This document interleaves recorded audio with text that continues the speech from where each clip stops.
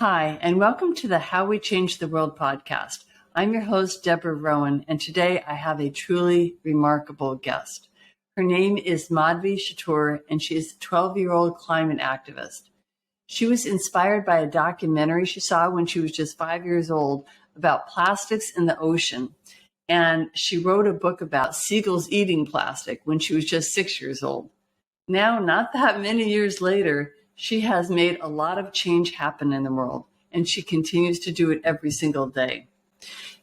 She first met with the superintendent of her school district of some 86,000 students and asked him to get the styrofoam containers and trays out of the schools, which she was successful in doing, although it's a 2-year project. That was just the beginning. She has since met with Congresspeople, representatives, the governor of her state, and even Vice President Kamala Harris, all trying to get legislation passed, getting plastics out of our system, out of our water, out of the land, out of the soil. She's not just a climate activist, though. She's also a UN child advisor representing North and Central America. If you want to know how to change the world, tune in and let a child teach you. She is remarkable. She's also very sweet. And I think you'll learn a lot about how to make change in the world. I know I certainly did by just listening to her speak. So enjoy this conversation between myself and Madhvi Chittoor. Well, I just so excited to talk to you because you are such a unique and inspiring and just an amazing young girl. I think you're 12 years old, right? Yeah, I turned 12 last month. So. Oh, last month. Okay. Yeah. So what you have done in your short life is more than most people do in their entire lives in terms of changing the world, which is what this podcast is about. You describe yourself, and you are accurately an activist. You are a UN child advisor. You're a climate warrior. You're a speaker, the holder of 2 Guinness World Records.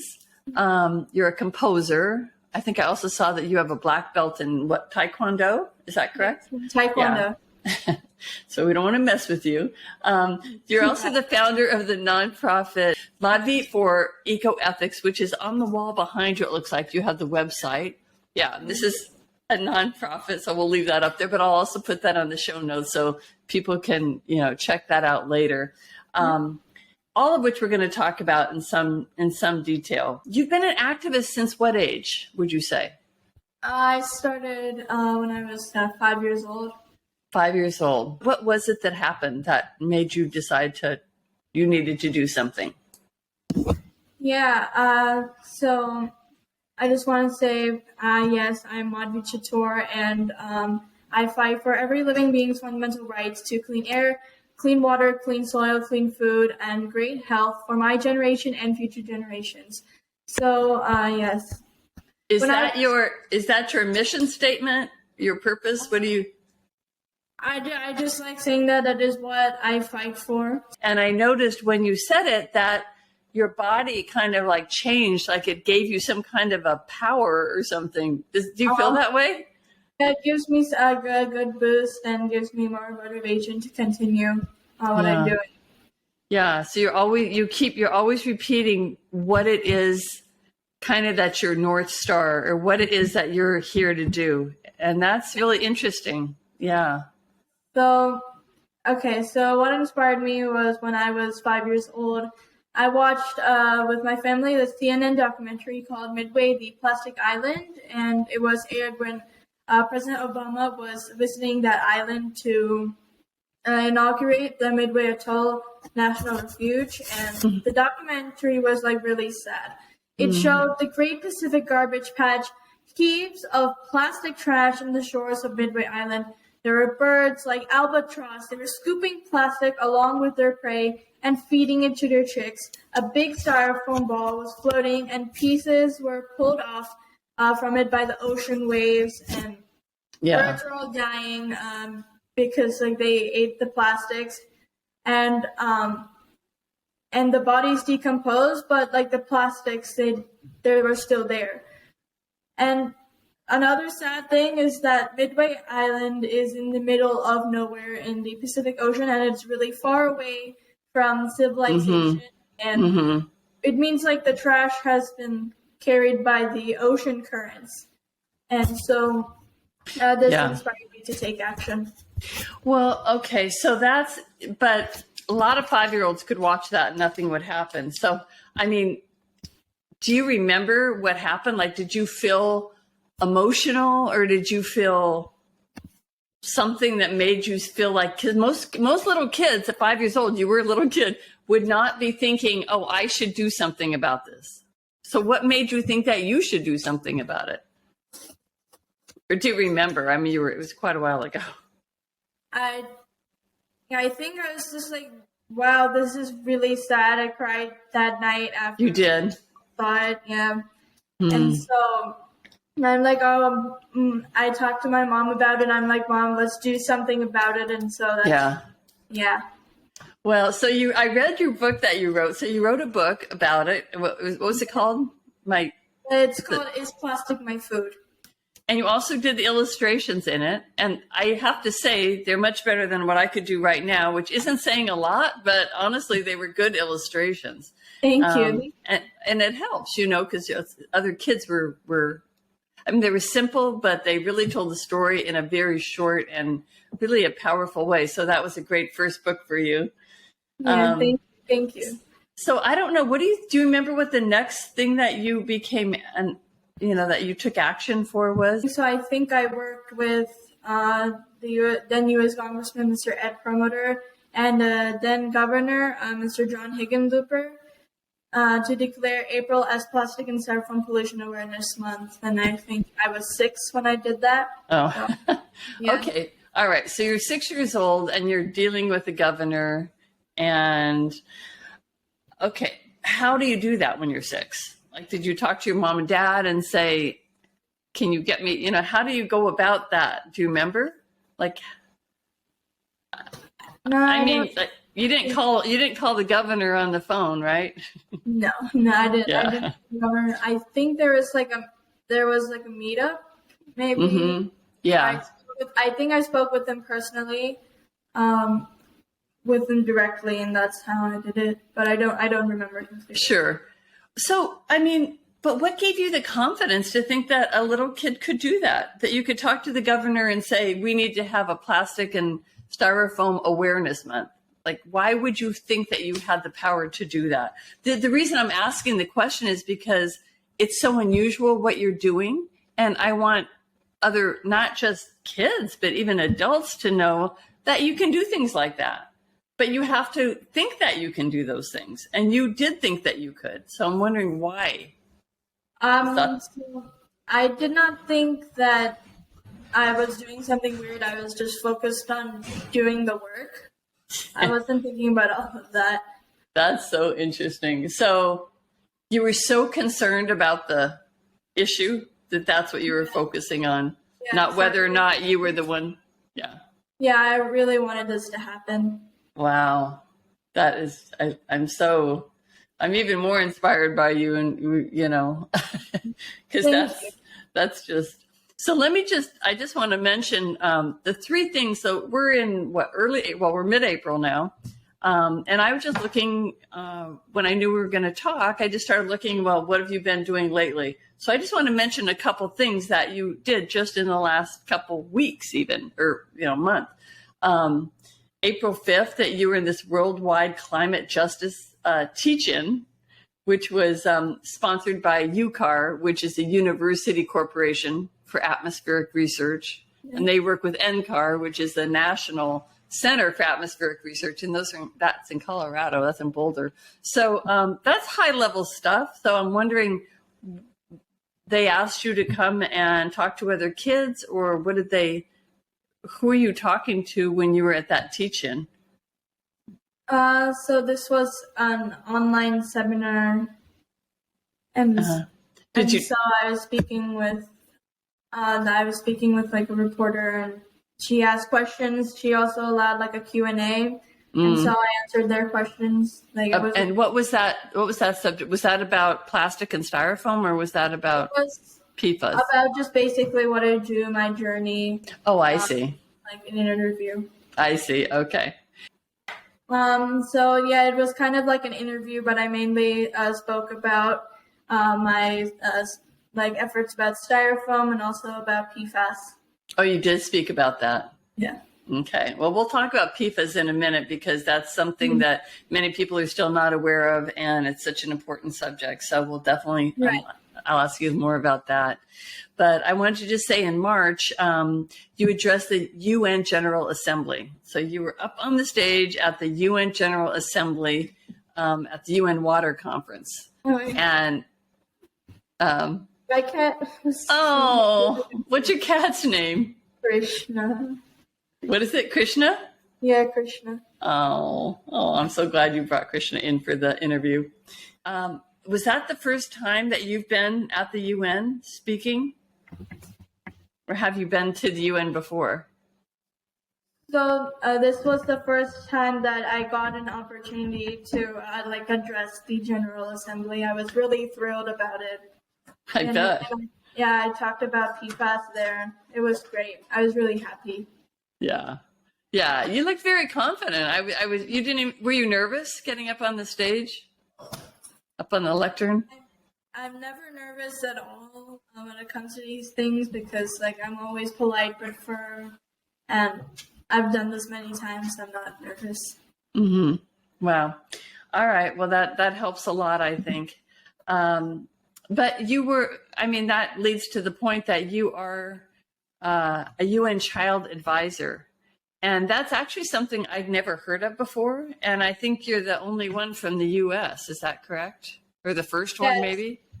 In the team, yes, I was the only one from the U.S. and I represent the North American and Central American region. So I'm in Central America right now. So you're my representative. Yes. Okay. But what does that mean? Like, what actually does it mean to be a UN Child Advisor? Do you work with others?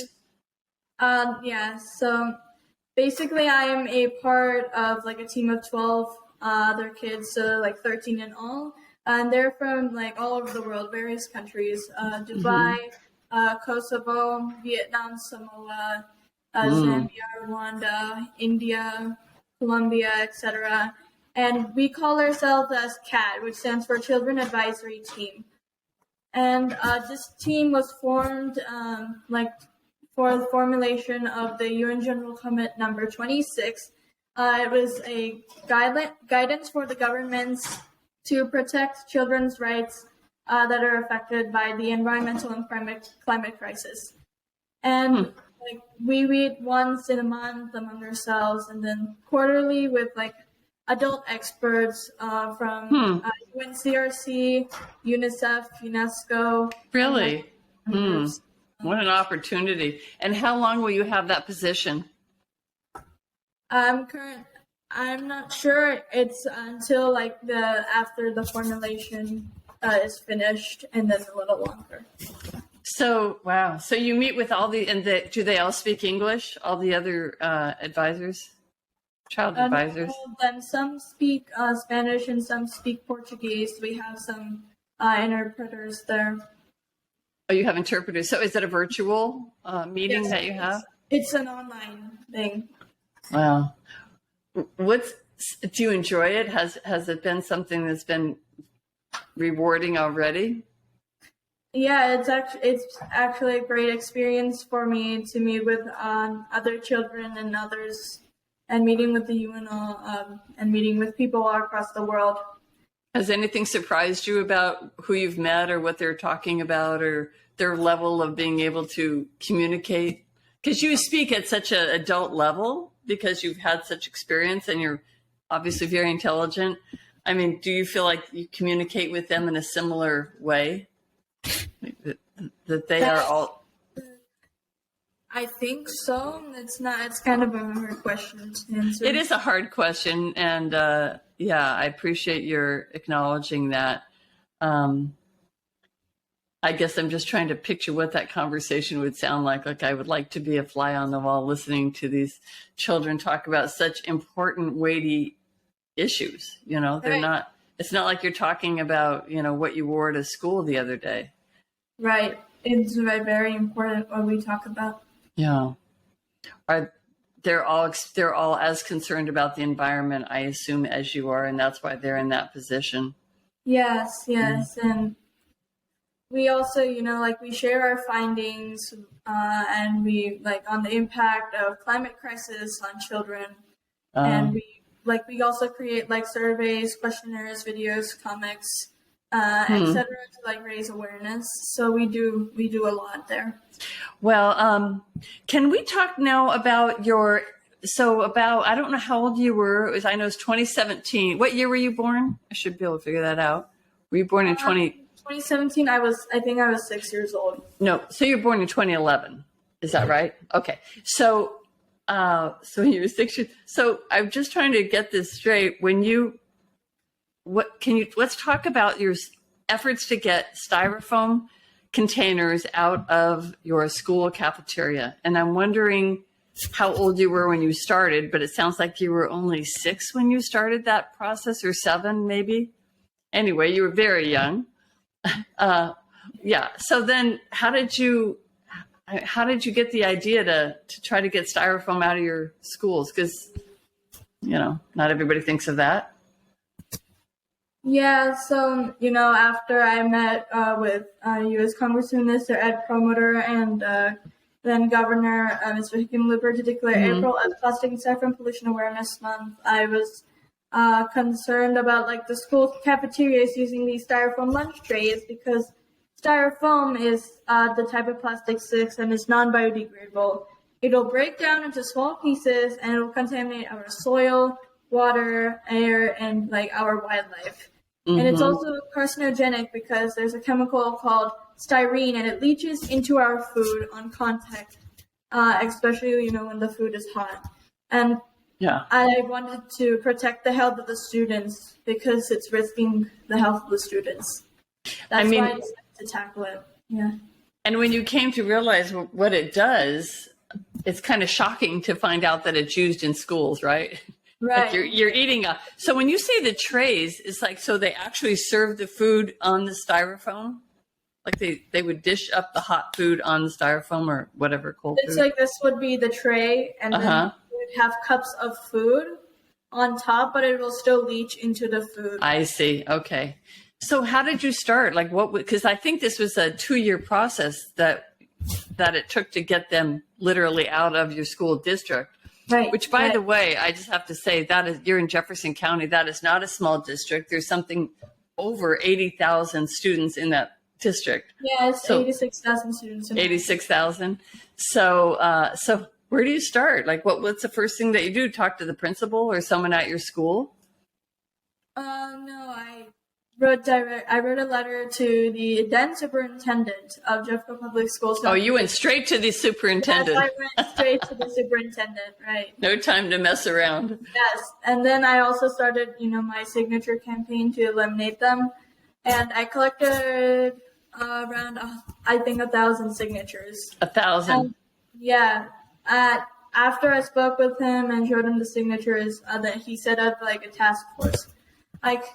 And I also wanted to be part of the task force, and then I attended every one of the meetings, and we discussed like many important things, you know, like the cost, suppliers, etc. And like you said, like it's a 2-year effort, and after 1 year of meetings or so, and after many school visits, the switch happened in September 19 in all 155 schools, and it impacted all the 86,000 students. And that is eliminating nearly 25 million styrofoam trays from going to the landfill till date, which means, for like around 4 years, 25 million. That's an incredible number. I did also read that styrofoam really takes up a lot of the landfills, and it also gives off, you know, methane. So it puts out some pretty dangerous chemicals into the atmosphere. But I think it takes something like 30% of landfills. Like, it's an amazing number. So, It's not because of weight, it's because of the volume. It doesn't really crush down. So that, I mean, I have to say, you have already impacted the lives of your fellow students. Did any other students want to get involved, or did they get involved, like with the signature campaign or anything else? Or was that outside of school?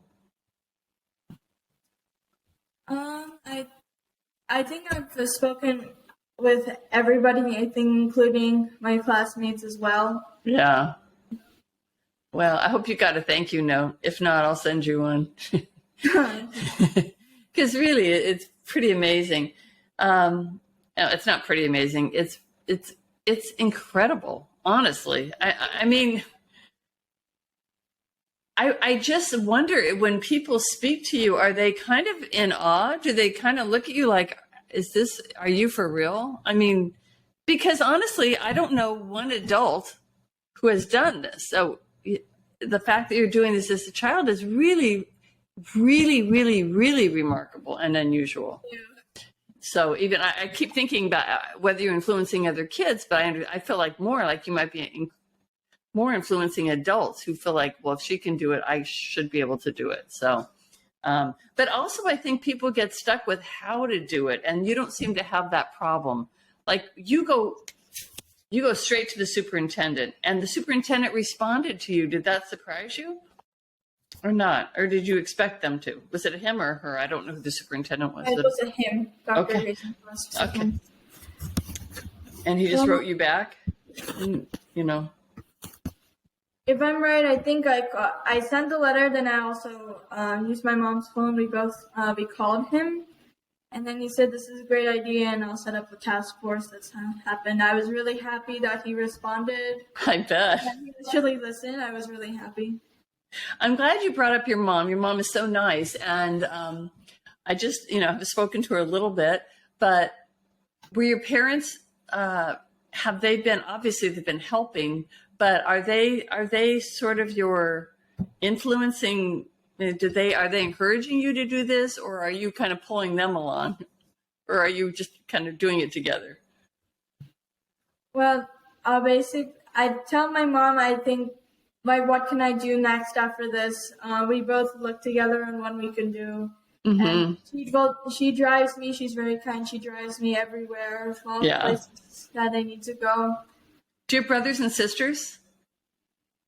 I have one brother, but he is currently in New York. He's working. So. Oh, he's older than you, I assume. Yeah. Although in your family, I wouldn't be surprised if you said he was 10 or something and working on. Okay. So then the other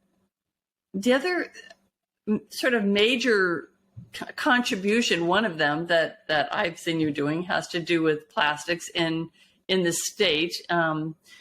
I don't know if you've worked beyond the state level yet, or I mean, you're obviously working at the UN level, but in terms of legislation, if I'm understanding this correctly, it looks like you have worked on helping at some level of involvement with 3 separate pieces of legislation, getting plastic out of many different places, whether it's, so were you in, am I correct in that there were 3 separate bills that you were at some level being involved in? So I think the 3 bills were introduced, but it was in 2020. So after, since COVID struck, it postponed to 2021. And they put it together as one bill, HB 211162. Oh, it was all, I didn't realize that. They were all combined into one bill, and that passed in 2020, right? Or 2021, like you're saying. 2020. Yeah. So do you want to, so I know that one of them literally has an impact on everyone who lives in Colorado. And when you do it in one state, it affects another state. The main thing that I saw was about plastic bags. So now, as of 2024, you cannot get a plastic bag from a retail store unless I know there is some restrictions on that for small stores and so forth. But that's a major accomplishment, just like the styrofoam. Yes, right? thank you. Right. So I'm saying, okay, you've already affected my life pretty dramatically. So I find that interesting. And Yeah. also, like this year, they've partially enforced it, and they're putting like something like 10 cent or 15 cent fee for each plastic bag. Right. And then next year they'll ban it completely. Yeah. Well, they also charge for paper bags too now. So I think that's kind of interesting. But I'm glad that you have done this, because I just like I've learned so much from you, because I get these plastic bags sometimes and I always tell them no and I don't want them and I bring my own, and everybody kind of does it from that end. But it has never literally occurred to me to say, oh, let's stop. Let me go to the legislature and turn in. And I don't think that people are necessarily aware that they can do that. Do you remember how you started that? Like, I think did you meet with a legislator, or like to get the plastic bags, or that legislation sort of introduced? Do you remember what your first step was as you were involved, or any steps? Yes, I did speak to some legislators. So first I spoke to, before she was our district representative, Ms. Brianna Titone. Yeah. And I spoke with her, and I also did like a signature campaign for this, and then I showed her the signatures. She said, go then talk to state rep, now state senator, Ms. Lisa Cutter. Mm-hmm. So I spoke with her, and then after a lot of work, she introduced the bill. I believe you said that when you wanted to make a change in something, like say the plastic bags, you started in this case anyway, with a signature campaign. And I'm wondering how that actually works. Like, do you create this piece of paper with lines on it and what you want to get signatures for, or literally how does it work? I think you're kind of there. So basically, we grab. I always grab a notebook when I go to the state capitol, wherever I go. I always grab this notebook with with the signature a signature notebook I have, and that's where everybody fills it. And then I go ask everybody, please please sign this. It's for this cause. It's like that. So it's just a very informal piece of paper, literally. Yeah. It's just a piece of paper that says, we don't want plastic bag. I mean, it's so interesting, because I honestly don't know how the process works. And I think a lot of people don't. So you literally get a piece of paper, write down what you want. No more plastic bags to be given out at grocery stores, or however you put it. And then you just go up to anybody and get a signature. And then how many signatures do you need to get? Or is there a number? I think there is. I don't have a goal. I just get as many as possible. Okay. And do you get other people to help you get signatures? I do most of it, or all of it, myself. All right. So you've got this notebook with all these people saying they're interested, and then you go find someone who is a representative for your area and just ask for a meeting and say, I want to get this, make a law, or okay. And then that person might introduce you to another person. In this case, it sounds like they did. But it could happen. Mm-hmm, yeah. Okay. It's just kind of interesting. And then eventually somebody said, hey, we should turn this into a potential bill to put in the state legislature. And then I guess you probably do more work then to get it through. Yeah. Yes. I really wanted this to get passed. So to keep that momentum, I organized some river cleanups. Yes, I river cleanups. I done testimonies. With I did some testimonies, even some at 1 a.m. I spoke to nearly 35 mayors. Mayors? Mayors from all over Colorado. So, and then I met. Yeah. You met with them, or you spoke to them and asked them if they were interested in. I told them about it, and I asked them, would you support it? I see. Yeah. Did they mostly say yes? Did anyone say no? It was kind of mixed. Yeah, was it? Yeah, it was kind of mixed. Were they nice to you though? Was everyone respectful of your process? That's really good to hear. That's really good to hear. Okay, so you did river cleanups. You talked to 35. So these are just. Oh wait, I also even spoke to like many restaurant owners. Just went to a restaurant and spoke with them about this as well. How did they feel about it? Did they have different feelings than the mayors? Many of them actually supported this. So that's pretty amazing. So anyway, you got that through. We're all grateful to you for that. And like I said, I think maybe the best thing is how much we can learn that there's just a lot of ways to go about doing things and not to be intimidated by the process, right? Right. Yeah. It just seems that you are not at all intimidated by the process. What can I ask? What got you interested then in the next level of action, I guess, or activity or activism around the PFAS, which are these forever chemicals that manufacturers use?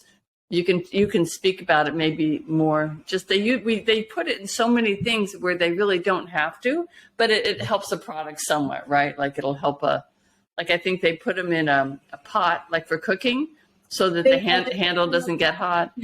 Yeah, they put it in nonstick pans. Nonstick pans, okay. Yeah, they put it in basically anything. It's in anything waterproof, greaseproof, and heatproof.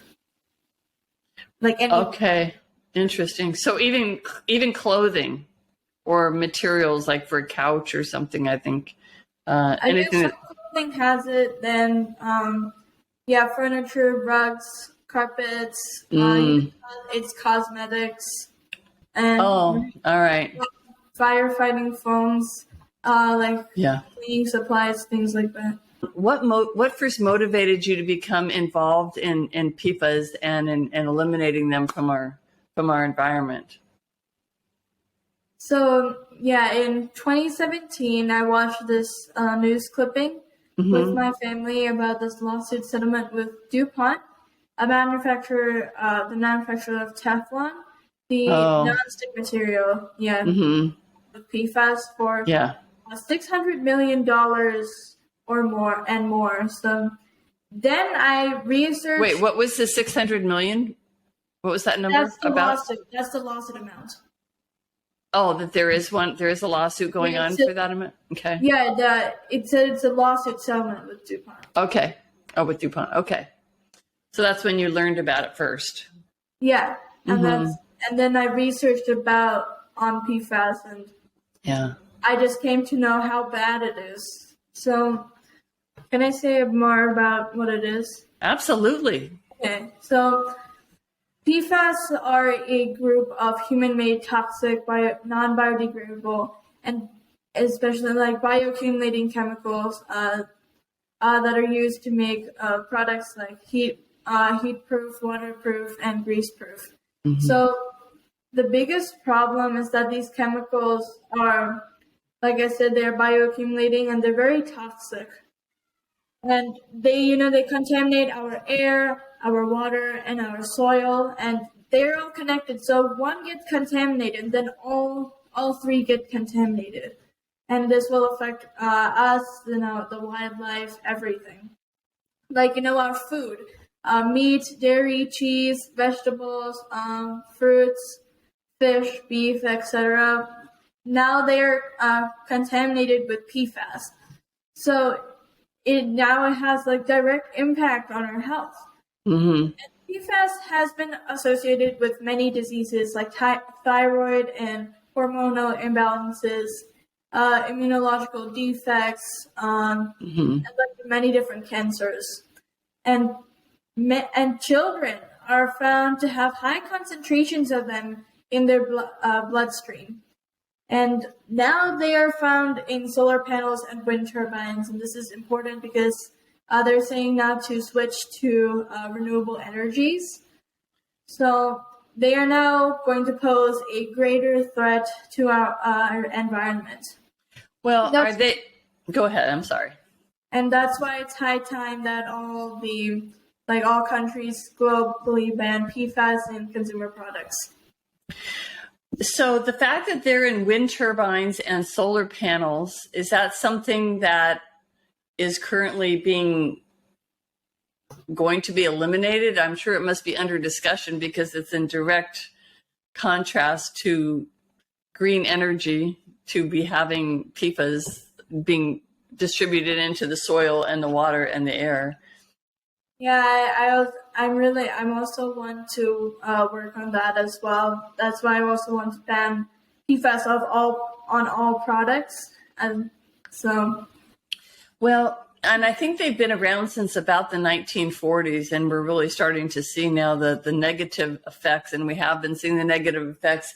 What I don't know much about is whether they have been banned. Have they been banned, as far as you know, in the United States at all, or is this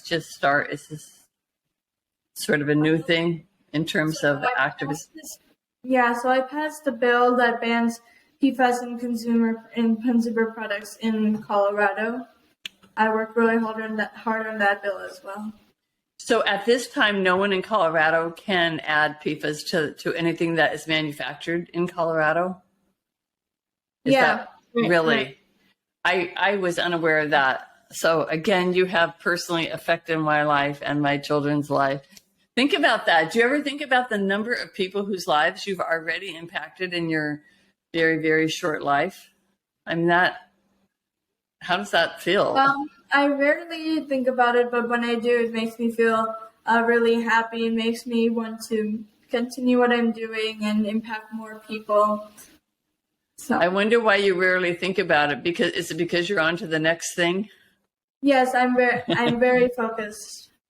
So yeah, you are. And do you enjoy doing research? Is that something that comes naturally to you? Because it seems like you have mentioned it several times already that you learned about something and then you really dug deeper. Do you say enjoying research? Yeah, do you enjoy doing research?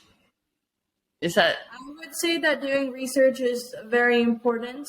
Mm-hmm. And so right. I do it. I do it. Well, that's sort of a mixed bag in terms of whether the thing about activism is there's a lot to it, right?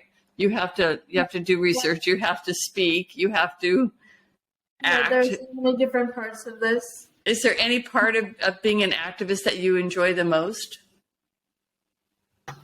I think I enjoy the most speaking to other people from different countries, different religions, BIPOC, indigenous tribes. I've spoken to many different people. It was like scientists, educationists, indigenous communities, and then many college students, other students. I've spoken to many. Yeah, and I'm really happy for that experience. That's really interesting to hear. I noticed that when your mom was there, you were speaking. Was that Tamil? What language were you speaking with your mom? Were you speaking another language with your mom? I was speaking a different language. Yeah. What were you speaking? What language was it? I was speaking Telugu. Oh, okay. So your parents are from India. They were born in India, but were you born there or here? In the U.S. I was born in the U.S. Okay. I know that you've gone back to India because I read your other book, and you'll have to remind me the name of it, where you walk around, called Walking Around the Mountain. I think it was Girivalam story. I had to walk in Tiruvannamalai. I had to work a mile in a circle, and okay, but the book that I can't remember exactly the title, but it sounded like you had to walk 9 miles. Didn't you walk 9 miles? Because you had to wake up at 4 a.m. or something and then walk till 11. I know you were so small. You probably don't even remember. But I was really young. I was 7 when I did that. Oh, 7. But it was a long ways. And in fact, I wondered if that was why I wondered if that taught you something, because you had to keep going it seems like you didn't. And I read the book just recently, and for you, it's been a very long time. But like, I think you said you took like an apple and a pear or something. You had like only those things to eat in all the hours that you were walking these 9 miles. And yeah, with all your extended family and your grandparents and aunts and uncles and everything. Do you remember, like, do you think that had something to do with making you feel strong, or that you could do something that was hard? Or I think it kind of did, actually. It taught me that I need to persevere to make change. Mm-hmm. And I should never give up. Yeah. Well, you weren't giving up. I don't think you'll ever give up on anything. Right. So, I saw something about you with Kamala Harris. Was that a virtual meeting? The Vice President Harris? Or was that wasn't in person, was it? In the 2021, when I was meeting with her? Yeah, I don't know. I don't know exactly when it was, but. Yeah, it was actually in person. Oh, it was? Yeah, the White House. What is interesting? The White House called me and called my mom, and I think I was in the same room, so I heard it, and they said, like, this is the White House, and my mom was like, did I do something wrong? What happened? They asked for like social security number and everything. Oh. And she asked, like, why are you asking all of this? What's happening? Then they said, you are meeting with Vice President Kamala Harris. And what was the purpose of the meeting? I met with her and I told her about the global plastic policy. It was really? Yeah, I was supported by 75 countries and many signatories, like climate scientists, educationists, like climate scientists like Michael Mann, and then like former and current government heads, etc., etc. And I pitched her about it. Then she said, okay, then my policy staff will contact you and we will continue about this. After I spoke with them, I spoke with the Secretary of State, Mr. Anthony Blinken, and you did. Yes, and then he announced that the U.S. is joining the Global Plastic Treaty, and he announced it in November 2021, and it was ratified in March 2022. Well, this is something I had not learned about, so you just keep impressing me more. So did you actually go to the White House to meet with her? Or was she? No, we set a date. Madam VP Harris was visiting Colorado, so I see. They set up a meeting spot in the restaurant. Oh my goodness. So, okay, you said you're not nervous, because what you're there to talk about. But even with her, were you not nervous? Because the Vice President of the United States is,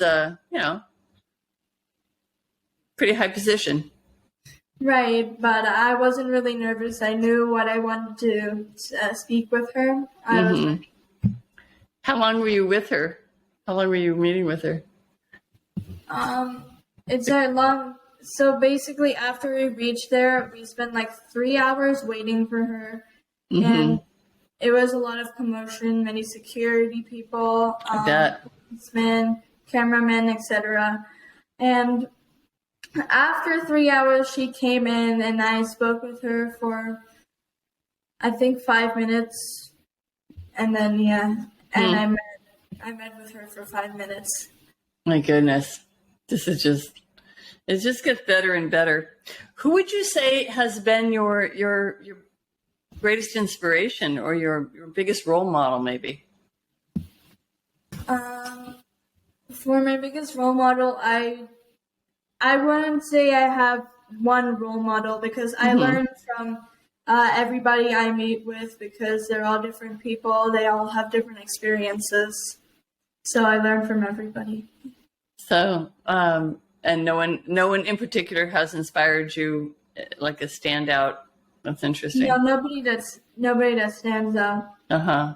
I know that you had the opportunity to meet with Greta Thunberg. How was that? How was that experience? I actually was really thrilled that share the stage, have a lunch meet with her. Yeah, I also had a lunch meet, just saying. So. Oh, you did? Yeah. Yeah, lunch meet was 2 hours before the stage. Mm-hmm. How do I say, before my stage presence? Was this at the UN? Oh no, this was a different thing, right? Okay. In Colorado. Oh, okay. Oh, she's in Colorado. Okay. Yeah. Yeah, so I was 8 years old when I met with her, and I spoke there about like plastic pollution and PFAS pollution issues in my speech. Oh, how interesting. Yeah. Well, I guess I'd like to switch just a little bit to your personal life. Like, for example, you are so busy with activism. It seems to be your whole life, but obviously you're in school. You're 12 years old. Are you in 7th grade? Yeah, I'm in 7th grade. So how do you balance that? How do you balance your personal life with your activist life? I think it's just a matter of like time management, and I also keep a to-do list as well as like a priority list, like which comes first. And I do everything efficiently, and I have time management that I'm able to manage it. And I'm sure people have asked you this question, but do you ever have fun? I mean, I know this is fun because it actually sounds like a lot of fun, but it is fun, yeah. But do you get time to hang out with friends or just like be a kid? Do you have time for that? Yeah, I have quite a bit of time for that, actually. Do you? Mm-hmm. It doesn't seem possible, but at school, are you involved? I know you're in Taekwondo, I guess, but are you in sports also, or is there anything that you enjoy playing in terms of athletics? No, I don't do any sports. That's not, yeah. So, but how about music? Sounds like I know we didn't talk about that yet, but you did you won. We didn't talk about either actually your Guinness Book World Records. One of them was for being the youngest composer ever, right? I listened to it, by the way. It was very sweet and relaxing and actually kind of surprising to me. It was very simple and sweet and enjoyable, like Thank you. Light, made me smile, So that was really fun to listen to. So are you still what instruments do you play? So I play piano, I play violin, clarinet, flute, recorder, viola, and then I'm learning guitar. So right now you're taking guitar lessons, or are you taking lessons at all those things? So like in school, I play violin and clarinet, and I'm taking lessons in guitar. Do you have a favorite instrument? It's actually hard to pick a favorite instrument here. You like them all? Yeah, I like them all. So I guess this is an obvious question, so I hate to ask the obvious sometimes, but this one is important. What are you thinking about your future? Are you committed to this for a lifetime, or are you going to let your life play out and see how things go? Or do you have a specific goal that you're going for? I want to just have a perfect world with no pollution and just combat everything one at a time. I'm not completely sure how long it will take, but I will do it as long as it's done. So you're committed to being an environmentalist, I guess would be the title if we're going to choose one for your entire life. So what subject are you strong at school? Is there something that you enjoy doing the most? Or that you're the best at, like math or languages, or? I'm not sure if I'm the best at something, but I do have a few favorite subjects, even though I like all of them. I really like math, then science, orchestra, as well as it's like CLS it's called, but it's like basically STEM class. Mm-hmm. Well, that will serve you well in this life that you have chosen. Right. So is there anything coming down that we should look for in the next few months that you're working on, or in the next year, things that maybe you want people to support or learn more about right now? I'm not completely sure, but currently for Earth Day, I am going to be doing like a recycling initiative. So basically, in Sprouts, they are holding this recycling. They have like a box there, and they're recycling markers, pens, and batteries, and I will be collecting them like on Earth Day.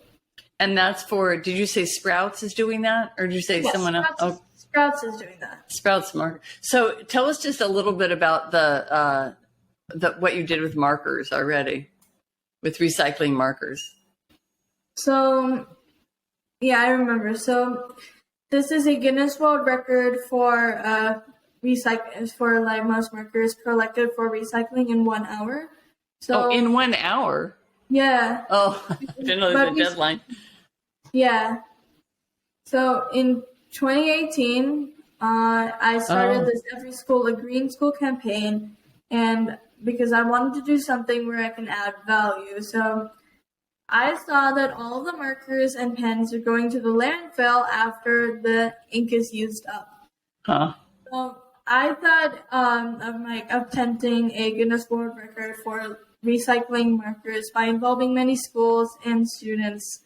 And this way everybody learns about like recycling, plastic pollution, and like at the same time they can be part of the Guinness World Records. Mm-hmm. And that means it's like encourages the students to be part of it.